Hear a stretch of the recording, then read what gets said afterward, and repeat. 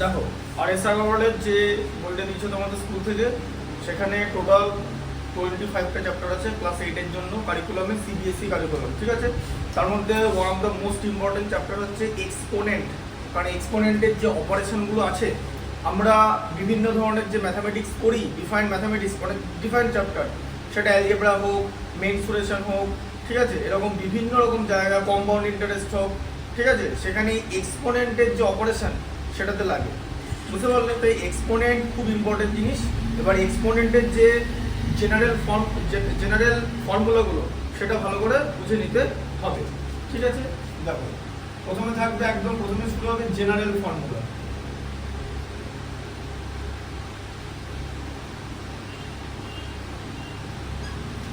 ঠিক আছে, আচ্ছা সেটা কি? এক্সপোনেন্টটা কি? a to the power n। এই কথাটার মানে কি? a into a into a into dot dot dot n Times. তার মানে তুমি যদি a K n Times repeated মানে কনজিকিউটিভ মাল্টিপ্লিকেশন করো, তুমি পাবে হচ্ছে a to the power n। এখানে n টা a আছে, এটা মানে সেটা, বুঝতে পারলে? a to the power n। যেমন যদি বলা হয় যে 2 টু দি পাওয়ার 5, মানে কি 2 ইনটু 2 ইনটু 2 ইনটু 2। এটা যেহেতু একটা কনস্ট্যান্ট, তাই এটার আমরা একটা ভ্যালু পেয়ে যাব, দ্যাট ইজ 32, ঠিক আছে। আচ্ছা এবার এই যে a to the power n, এই a to the power n এটাকে বলে হচ্ছে পাওয়ার বা এক্সপোনেন্ট, এক্সপোনেন্ট, ঠিক আছে। আর এটাকে বলে হচ্ছে বেস, বুঝতে পারলে? আচ্ছা এই a to the power n এটাকে কি বলে? এক্সপোনেনশিয়াল ফর্ম বলে, বলে হচ্ছে এক্সপোনেনশিয়াল ফর্ম, ঠিক আছে, বুঝতে পারলে? আচ্ছা এবার দেখো, এবারে ধরো minus a to the power n আছে, হতেই পারে। আচ্ছা এই n দু রকম হতে পারে, একটা পজিটিভ হতে পারে, ঠিক আছে, আবার n নেগেটিভ হতে পারে। পজিটিভ নেগেটিভ হলে কি প্রবলেম? ধরো minus a to the power n আছে, এটা minus a to the power n E answer, ঠিক আছে। আচ্ছা আর যদি এরকম থাকে minus a to the power minus n, তাহলে আমরা কি করব? মাইনাস n থাকলে, মাইনাস n থাকলে কি করব? সেটা হচ্ছে মাইনাস n থাকলে আমরা ভ্যালু বার করতে পারবো না। তাই এক্সপোনেন্টে যদি নেগেটিভ ভ্যালু থাকে, এক্সপোনেন্টে অড নাম্বার ইভেন নাম্বার নয়, কিন্তু অড ইভেনের কনসেপ্টে বোঝাবো, আগে এটা দেখে নাও। এক্সপোনেন্টে যদি নেগেটিভ জিনিস থাকে তাহলে বেসের রেসিপ্রোকাল করতে হয়। তাহলে মাইনাস a এর রেসিপ্রোকাল কি হবে? Minus a reciprocal minus 1/a হবে, দিয়ে n টা প্লাস হয়ে যায়, এরকম হয়ে যাবে। মাইনাস 1/a রেসিপ্রোকাল হলো, রেসিপ্রোকাল a এর উল্টো কি? a মানে তো a/1, আর রেসিপ্রোকাল মানে কি? 1/a, ঠিক আছে। ধরো এরকম আছে যে 2 টু দি পাওয়ার -5, এটার অ্যানসার কি হবে? তুমি -5 টাইমস কিন্তু 2 কে মাল্টিপ্লাই করতে পারবে না, এটার কোনো অ্যানসার তুমি পাবে না। -5 টাইম পারবে না, 5 টাইমস করলে 32 হতো, -5 টাইম পারবে না। তাহলে মাইনাসটাকে পজিটিভ করতে হবে সবার আগে মাইনাসকে পজিটিভ করতে হবে। তার জন্য আমাকে 2 কে 1/2 করে দিতে হবে। এবার এরকম, এবার তুমি কি করবে? এবার তুমি 1/2 ইনটু 1/2 ইনটু 1/2 ইনটু 1/2, ঠিক আছে, ইনটু 1/2, তাহলে এটা কত আসছে? 1/32, এই জিনিসটা হবে, ঠিক আছে, বুঝতে পারলে? আচ্ছা তাহলে ধরো a to the power minus n আছে, তাহলে কি হবে? এটা কি হয়ে যাবে? 1/a whole to the power n, ঠিক আছে। আচ্ছা আবার এখান থেকে এটাও লেখা যায় 1/a two the power n, এটাও লেখা যায়, ঠিক আছে। কারণ আমি আবার এইখান থেকে এই জিনিসটা করা যায়, জানো, হ্যাঁ মানে যদি আমার এরকম থাকে 1/a⁴b মানে এটা পাওয়ারটা নিচে আছে তো, ফ্র্যাকশন আছে তো, তুমি এটাকে বলবে আমি a⁴b কে আমি উপরে নিয়ে যাব, আমি এরকম লিখবো a⁴b টাকে তখন মাইনাস করে দেবো কারণ পাওয়ারটা নিচে ছিল, বুঝলে? পাওয়ারটা নিচে ছিল। যদি এরকম হয় 1/2⁵ মানে কত হবে 2⁻³ কারণ তুমি পাওয়ারটা কেন হলো, কারণ এটা কারণ কেন হলো বলে দিচ্ছি। 1/2 থেকে তুমি কি করেছো, রেসিপ্রোকাল করেছো তো, 1/2 কে কি বানিয়েছো, 1/2 কে তুমি রেসিপ্রোকাল করেছো 2, ঠিক আছে? তাই পাওয়ারটাও নেগেটিভ হয়ে যাবে। আবার দেখো এখন বলবে এখান থেকে যদি আমি পড়ি তাহলে এখান থেকে এরকম আসে না 2⁻³ তো করতে পারবে না, তা 2 কে তো তোমাকে 1/2 করতে হবে, ঠিক আছে? তার এটা করতে হবে। এইটা আর এই জিনিসটা কি তো, এই জিনিসটা কি বুঝতে পারলে? আচ্ছা এটা হলো। এবারে নেক্সট কনসেপ্ট হচ্ছে a⁴n হলো। আচ্ছা এবার n টা দু রকম হতে পারে, ধরো -a⁴n আছে, এবার n টা দু রকম হতে পারে, অড হতে পারে আর ইভেন হতে পারে, ঠিক আছে? পজিটিভ হলে তো এরকম হবে দেখতে, নেগেটিভ বুঝে গেলে। আচ্ছা অড হলে কি হবে, -a⁴n ই অ্যানসার হবে অড হলে, যদি অড হয় n টা যদি অড হয় মাইনাস সাইন বসবে কি করে দেখে নাও। ধরো -2⁻³ আছে, তা 3 তো অড নাম্বার, হ্যাঁ? তাহলে অ্যানসার কি হবে, -2 * -2 তো, তাহলে তিনটা মাইনাস, প্রথম দুটো মাইনাসে মাল্টিপ্লাই করে প্লাস, তাকে আবার মাল্টিপ্লাই করলে মাইনাস হয় তো, যে -2⁻³ হবে তো, এই যে হলো তো, বুঝতে পারলে? এখানে অ্যানসার কি হবে -8 হয়ে যাবে, ঠিক আছে? অ্যানসার মাইনাস থাকবে কারণ n অড আছে, আর n যদি ইভেন হয়, ইভেন, ঠিক আছে? তাহলে -a⁴n এর ভ্যালুটা পজিটিভ হবে, ঠিক আছে? কি করে, ধরো -2⁴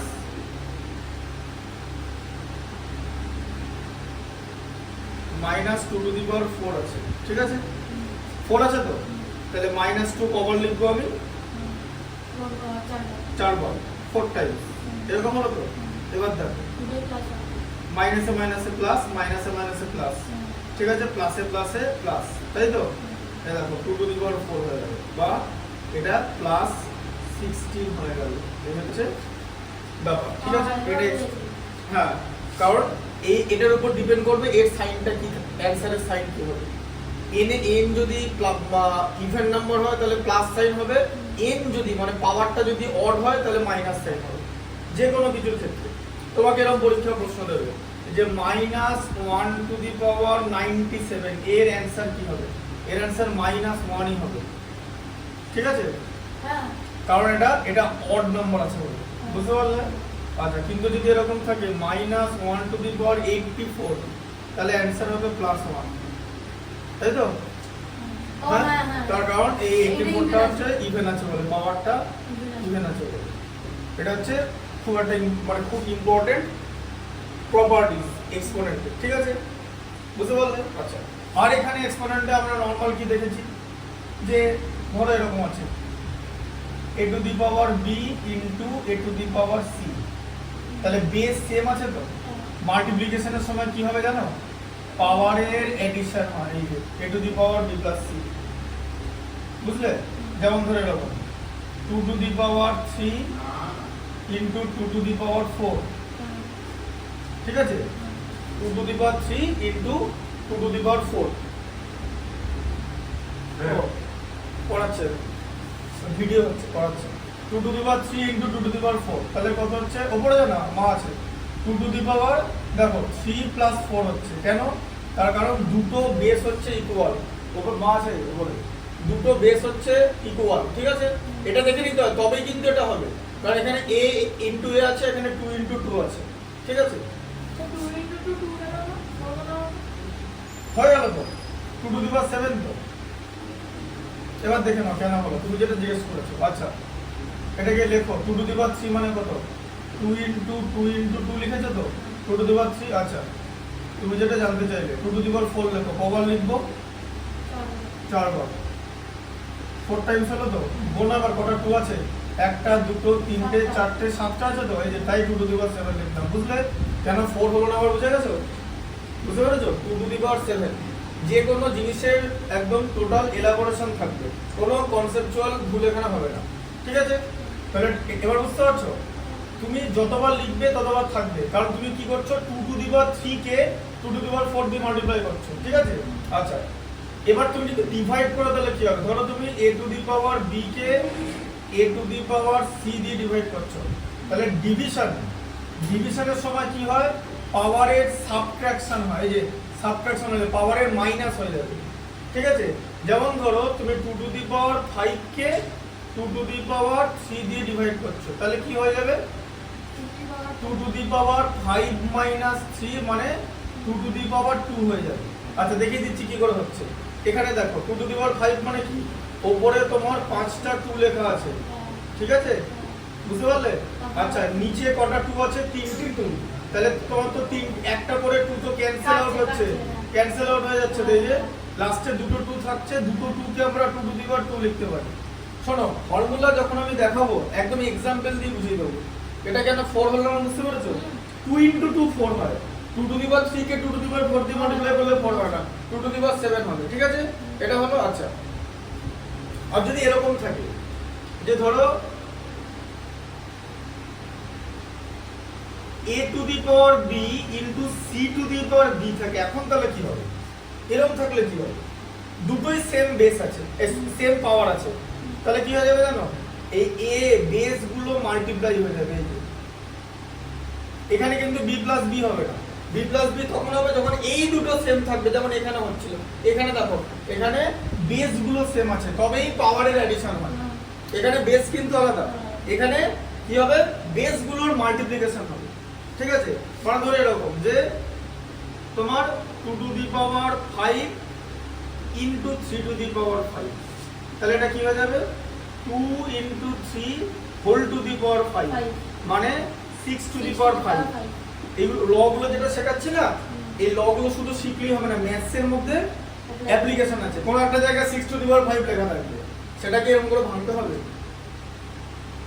বুঝলে 6 কে 2 ইনটু 3 করতে হবে দিয়ে 2 to the power 5 into 3 to the power 5 করতে হবে আবার হয়তো নিচে কিছু কাটা যেতে পারে এরকম অনেক কিছু আসতে পারে ঠিক আছে এবার আমি তোমাকে এই লগুলোর সঙ্গে পরিচয় করিয়ে রাখলাম ঠিক আছে বুঝতে পারলে আচ্ছা আর যদি এরকম হয় এবার এটা মাল্টিপ্লাই হলো তো আচ্ছা যদি এরকম হয় ধরো a to the power b divided by বলো c to the power b আচ্ছা ডিভিশন মানে তো c to the power b টা নিচে আছে তো তাহলে a বাই c এটা নিচে আছে a বাই a এর নিচে c আছে তো তাহলে a by c whole to the power b হয়ে যাবে এরকম হয়ে যাবে ঠিক আছে মাল্টিপ্লিকেশনের সময় নিজেরা মাল্টিপ্লাই হয়ে গেল কারণ পাওয়ার একই ছিল আর এখানেও পাওয়ার একই আছে তাই এইভাবে ডিভিশন হয়ে যাবে ঠিক আছে যদি এরকম হয় যে 7 to the power 5 divided by 4 to the power 5 তাহলে কি হয়ে যাবে 7 টু দি পাওয়ার 5 টা নিউমারেটর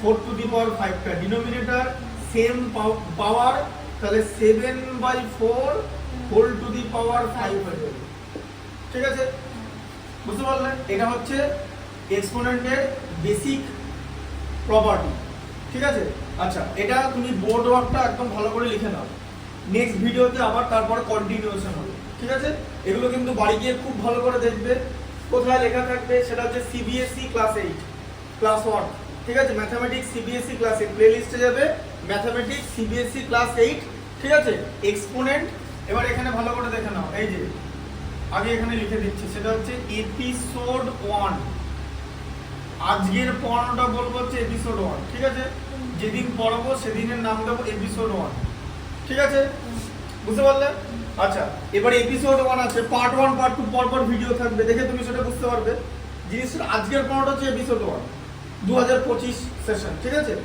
এটা মুছবো না এপিসোড 1 যেরকম লেখা আছে সেরকম লেখা থাকবে ঠিক আছে এটা তুমি লিখে নেবে এরপরে যে ভিডিওটা পড়াবো সেটা এপিসোড 1 এর কি পার্ট 2 এটা তো পার্ট 1 ফার্স্টে আছে ঠিক আছে, ওটা তুমি তো দেখে বুঝতে পারবে। আর ওটা তো আমি লিখে দেবো, ঠিক আছে। বুঝতে পারলে তো? হুম।